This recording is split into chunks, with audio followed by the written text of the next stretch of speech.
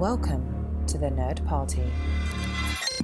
Hi, this is Nick Anastasiou, story editor on Star Wars The Clone Wars and Star Wars Bad Batch. And you are listening to Aggressive Negotiations.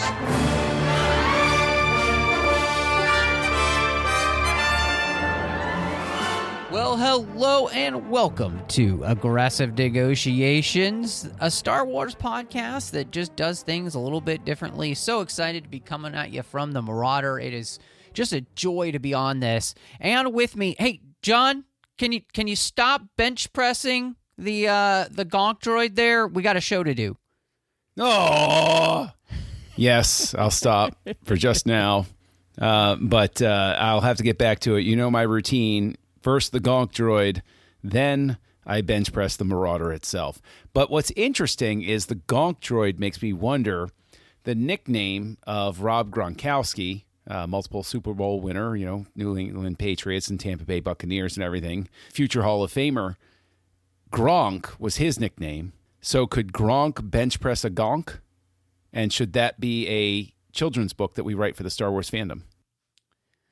Well, I'm sure that you could probably get Gronk to actually, be a part of it, and help you write 100%. It and everything. So, I'm right there with you. I think we should do it. But while we're doing that, of course, we really appreciate you checking out Aggressive Negotiations. We have a blast here talking about Star Wars each and every week.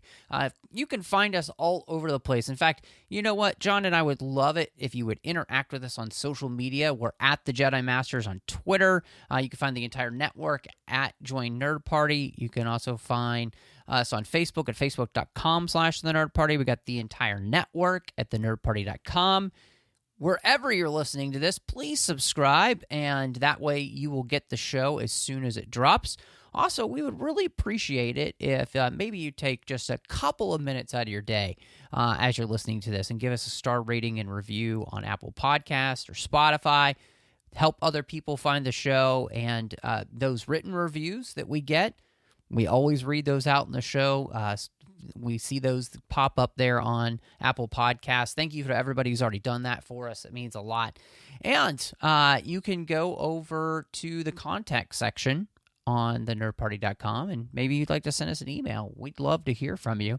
Those emails can actually create show topics, and they have frequently here on Aggressive Negotiations. Indeed. So, we appreciate everybody who writes in, and it's been a while, actually, since we've gotten an email. But, John, we are continuing with our Bad Batch commentary rewatch of the first season. We are in episode 14, War Mantle. There are only 3 episodes left, counting this episode that we're about to do. And so, as everybody who's been listening, what we're going to do is we're going to count 3, 2, 1, play. On play, everybody hits play, and we will get going. So, without further ado, 3, 2, 1, play. So as we are getting ready to go into this, again, this is a rewatch, a third or fourth rewatch or whatever. It's interesting because I still anticipate this final arc. Mm-hmm. And it's really interesting because I know that, we were talking about Infested, and that's, it's a bottle show, right? It's all self-contained and everything. But coming into this one is pretty cool, because what is going to be kicking off, and War Mantle in specific. What a great title, and what a great establishing shot as the camera moves down through the trees. It's just amazing. Well, and a clone running. And even just the way that the light is shining through the trees, which, again, we always talk about the lighting on this show, and there's a reason for that, because it's so good, it's so cinematic. Mm-hmm. Joel Aaron and his team do a great job, and this episode, I think, is actually a really good representation of just how good the lighting is on this show as we're running through, a moonlit planet. And all of this light is shining through here, through these quote-unquote pine trees in the Star Wars universe. You always got to love the device beeping in Star Wars. Something that's blinking red. You're like, oh, okay, this is going to be something interesting that's going to be going on here, or signaling something. But even the fact the shot choices here, showing the close-ups, and then the trooper getting shot in the leg with a stun blast, is one of those things that never really occurs to you. Like, up to this point, stun blast equals stunning people and stuff like that. And to have just a piece of you go numb, that's interesting. Like, it's that same but different sort of thing again. I love this moment too, as Omega is watching Hunter play with his knife, and she starts playing with her tool the same way, and you just get this thing of, kids do that, right? They like to mimic their parents. Mm-hmm. Yes. And you love seeing what I love about this, the approach that this show takes at certain points, is the shadowy hologram figure giving, a quest. It has a very mythic quality. I know it also has a video game quality to it, but that's because video games borrow so much in their storytelling from the stuff we've grown up and experienced and everything like that. It's a terrific way to explain the episode to you, what the goals are, right, very quickly, and have it in universe without a bunch of clunky exposition, or having them continually stumble across some major thing. I love this too, as they try to figure out what they're going to do, and I also like the idea that most of them are like, hey, if Rex is asking us to do something, we should do it. He wouldn't contact us if this wasn't very important. But I do like how much Wrecker flips and flops. Echo, who's obviously very dedicated to Rex. Rex wouldn't call us without a reason. Yeah, he's got a point.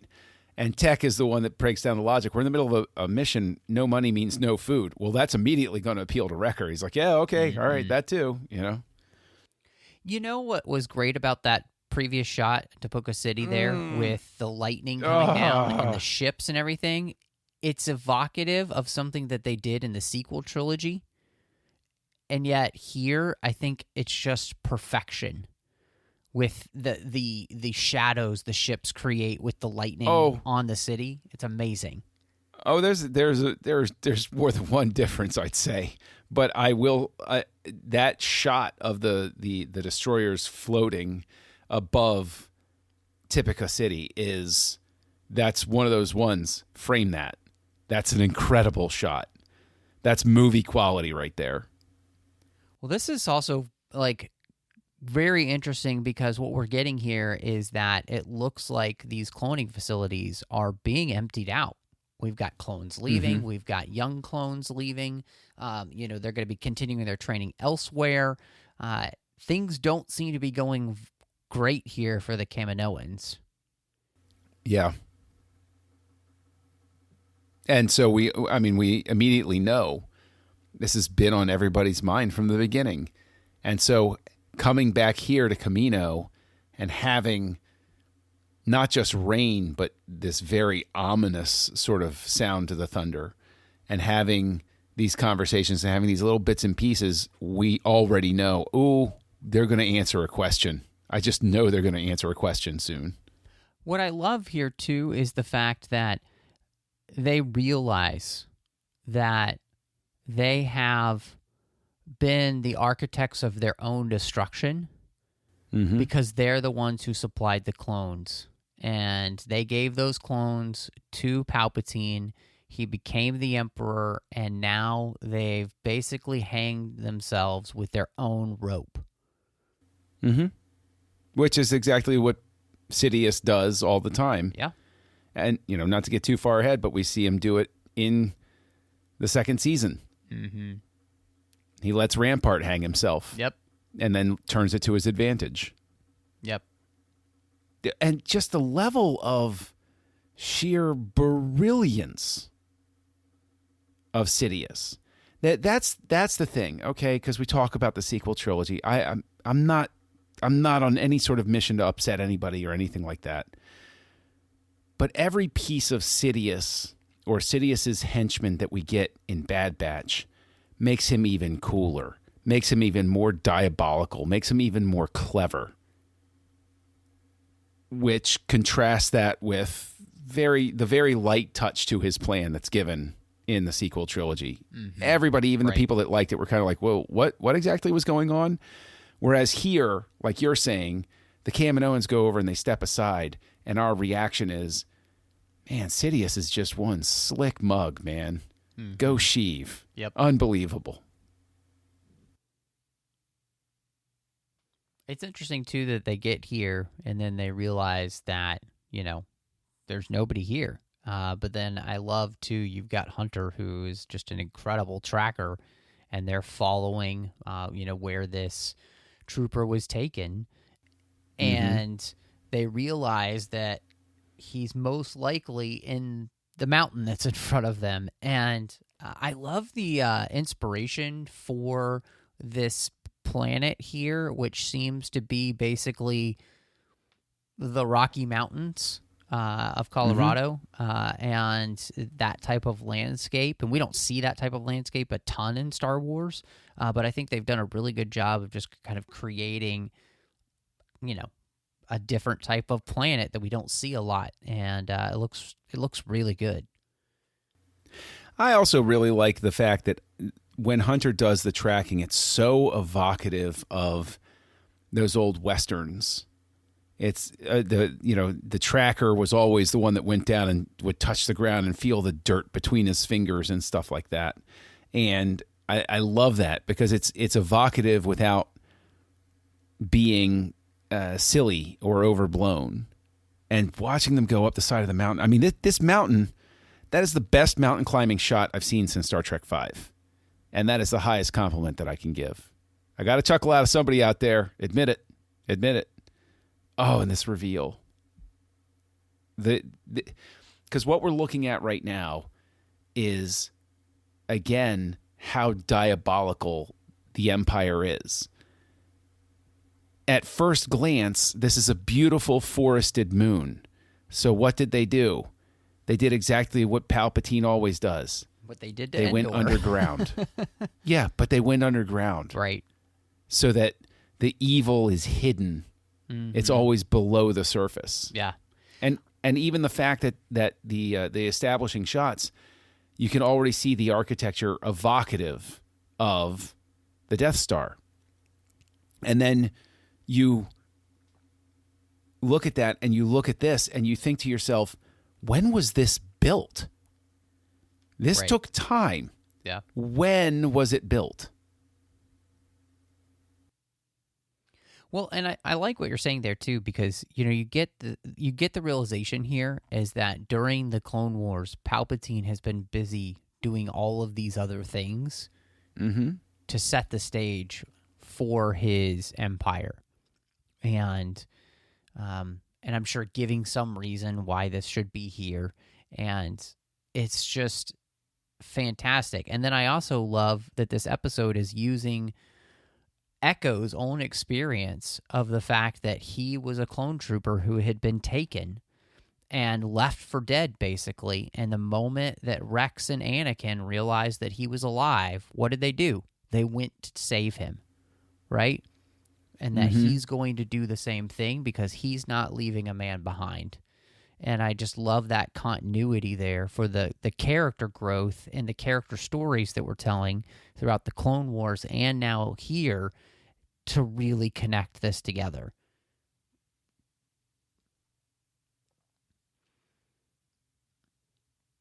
Dude, I mean, no disrespect at all. This is like an incredible video game level right here, where you got to get on and you got to go down, and you're riding on top of the elevator, hoping nobody sees you.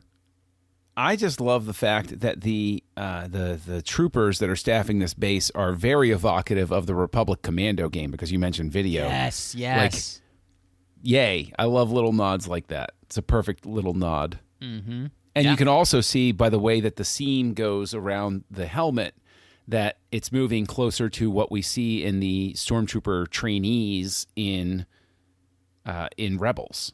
Mm-hmm. Yep. We're seeing a sort of move toward that design level. Yes. And the texturing on the walls, we've seen this sort of, the light panels that are very evocative of Imperial architecture that we saw in the original trilogy and everything like that.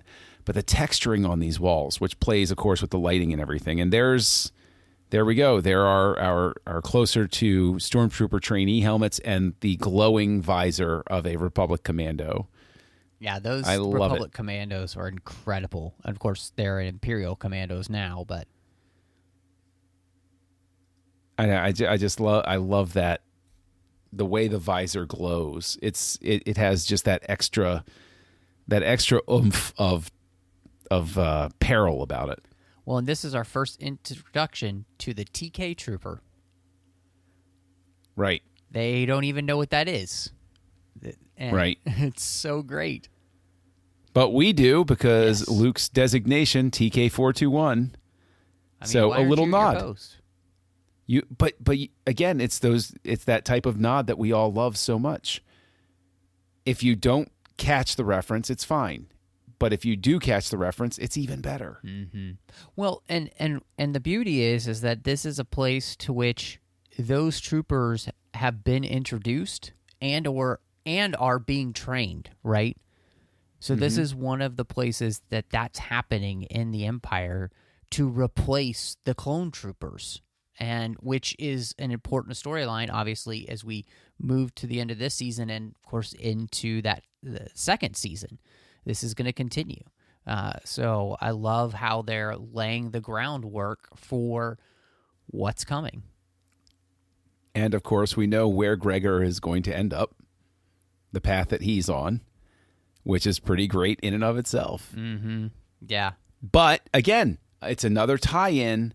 You don't have to have seen Rebels. You don't have to have seen anything else. You get it. If you get it, you get it. If you don't, the episode still works. That's how you do the references. Mm-hmm. Well, yeah, like you said, if you've never seen Rebels, this is just a clone trooper that they're after that Rex has said is important, right? And, of course, if you've seen Clone Wars, you know who Gregor is. And so, I love that. Mm-hmm. I want to ask you, though, as we sit here and we have these, these discussions and we sit here and we see them getting Gregor and we see him starting to give some information. As we go in here and how richly textured this is, what is it that can be done for Disney to make people more aware of this show? Because as we're, recording this commentary, the big question is, why is it not getting more play? Why are they not leaning more into this? Because this is an incredible story right now. Mm-hmm. And it's action-packed. And I can only imagine that kids would love it. And now we have the reveal of he's training not clones now. Right. It's a different world that's coming. I think that's a great question. One, I got to call out the fact that they're using some excellent New Hope music here from the Escape from the Death Star, which is fantastic. But I think to your question, John, I think it really just comes down to better marketing and, actual marketing that, whether it's on social media or even on Disney Plus, making sure that this is front and center. I think it comes down to the things that you promote when people go to the parks. I think all of these things matter. And in many ways, I think a lot of that doesn't really have to cost a lot of money, whether it comes to social media marketing or, making sure that you have adequate representation when somebody goes to Disney World or Disneyland and is at Galaxy's Edge and they're seeing Bad Batch stuff. I think that's so important, and that I think that doesn't actually happen enough, unfortunately. So, well, even to the fact that you could have Bad Batch walking around Galaxy's Edge, you put the armor on somebody, have them walk around, or even have somebody in like a wrecker costume, people would look at it and say, "Whoa, hey, what's that about?" Of course, we know all the different challenges there and everything, and the classic open the door and tons of troopers there, which is this elevator ride there. It was a little bit evocative of the Captain America, where the guys are all going to get in, and I was like, that would have been pretty funny. Also evocative of Han Solo in A New Hope, rounding the corner. And originally seeing a couple of troopers turn around, but in the special edition forward, he rounds the corner and there's a huge assembly of troopers just waiting for him to find them. I do always love to, and we've talked about this before, but the idea that the Bad Batch is not trying to kill these troopers. Yep. That's not their goal here. Their goal is just to rescue Gregor. And partially because they all know something that these troopers don't know, which is they're being controlled by their chips. It isn't really, in many ways, their fault. It's a very humane thing. I think it's also, I would imagine it has to have something to do with TV rating thing too.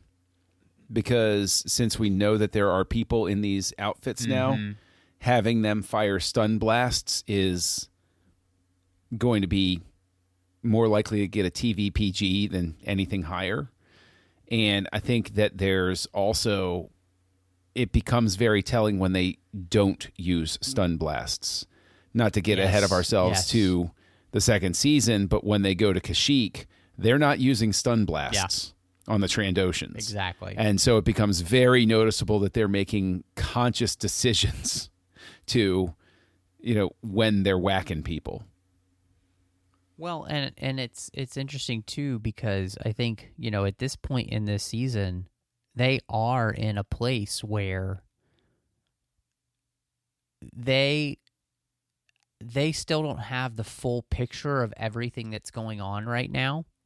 And that's still being built for them. And, so shooting these clones, and if there is actually a chance for them, I mean, those are all big questions that they've been asking this whole season. And I think that the morality of that is something they've had to struggle with the whole season, which is one of the things I think that makes this season great. It makes it very, very interesting because it's something where it's that effort on the part of Star Wars to say, okay, it's just like finding out that Darth Vader was a person inside and used to be a dude. And when you're a kid, all of a sudden the world isn't black and white anymore. And episodes like this lean into that idea of that the world. There are a lot of difficult decisions you have to make, even against your enemies. Right. And you have to make that, what, you rightly say, that moral decision. What is it?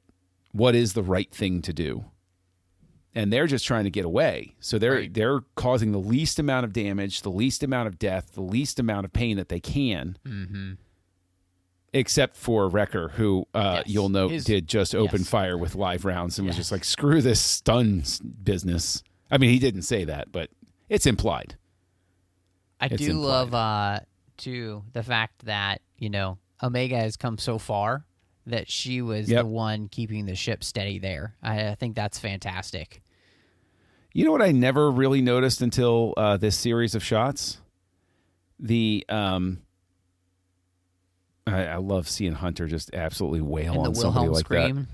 Yeah, it's just an absolute perfection.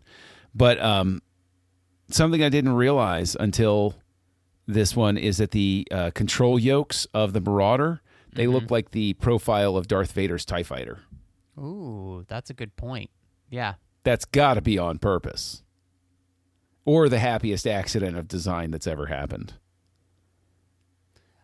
It just, I think this episode is doing such a great job of just showing how much Omega has been able to learn and how helpful she is to this crew. Like, she truly is part of this crew at this point. with her, saving the day there, making sure she plugs in the Gonk droid to help fix the Marauders' problem. It's just so great. Mm-hmm. So I also love the fact that we have a complete reversal of what we're used to seeing in these atmospheric chases of somebody going up straight vertically and getting the chase really high and then doing some sort of like fall over, and they reverse it and they dive.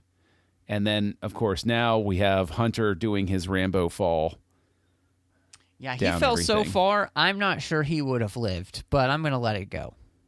He slowed himself down with his knife, right? And the wind resistance caused by hitting the trees. Well, I mean, there was an updraft, and so, and great. Yeah, well, there was a whole lot of wind disturbance caused by the ships flying around.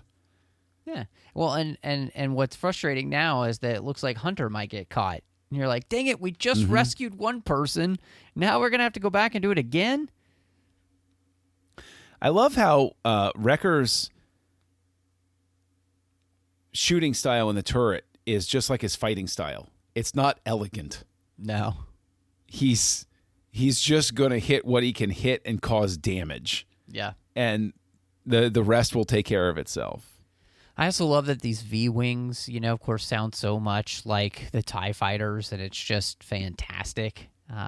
And even just the way in which this ship is being flown, the Marauder flipping around and everything, and just the shots are so great. Oh, I just love Hunter hearing Omega saying to go back for him and him saying, sorry, kid, I can't do that. Just what a heartbreaking way. So here's the question. As we cut back to Camino, did you believe that Hunter was potentially not coming back after this arc, or did you recognize this as cliffhanger only? I didn't think that they could leave Hunter out of this show just because of how close he is with Omega, but it did make sense to me that you would want to put him in danger in these last couple of episodes to really ramp up the tension. And, I think what it does is it does leave in your mind, we don't know what happens to all of these clones. So which one might not make it out of this series alive?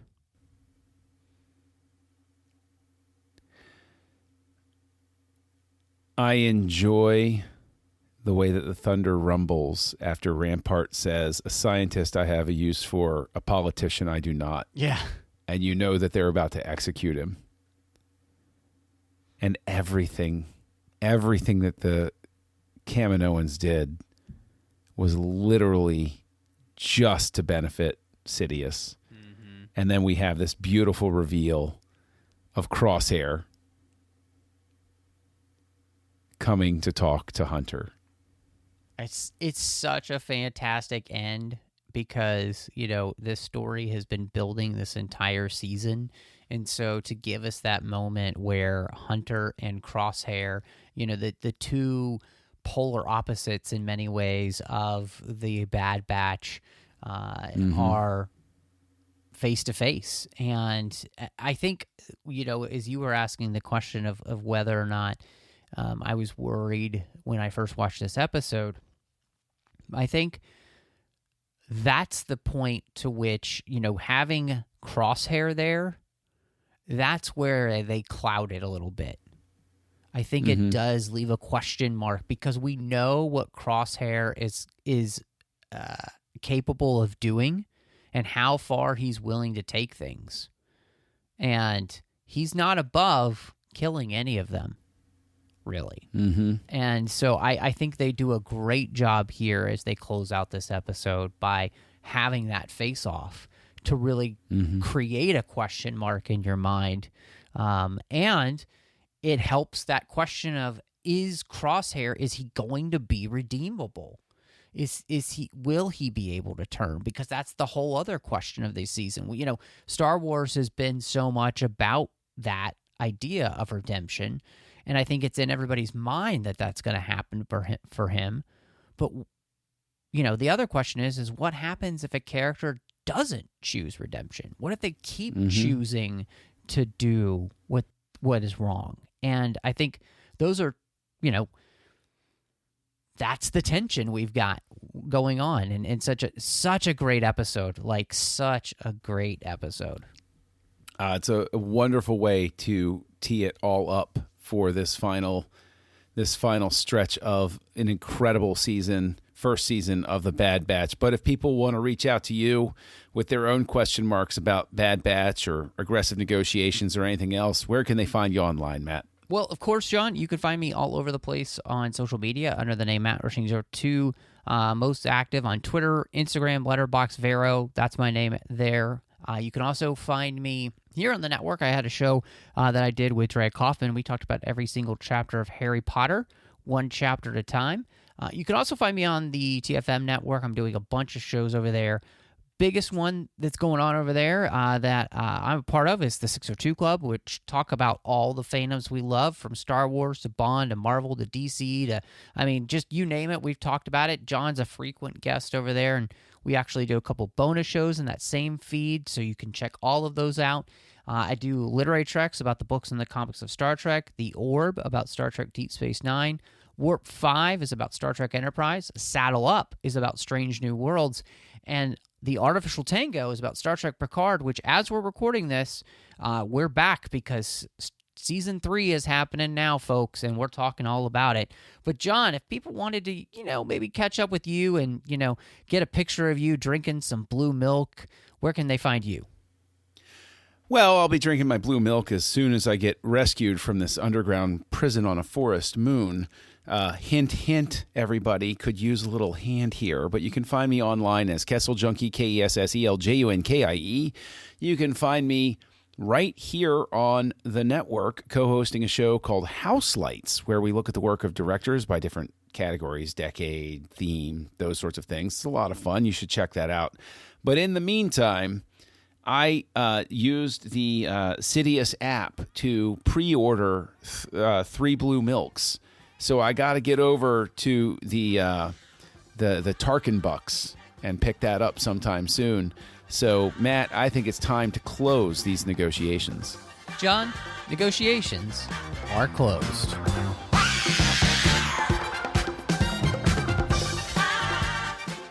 Join the revolution.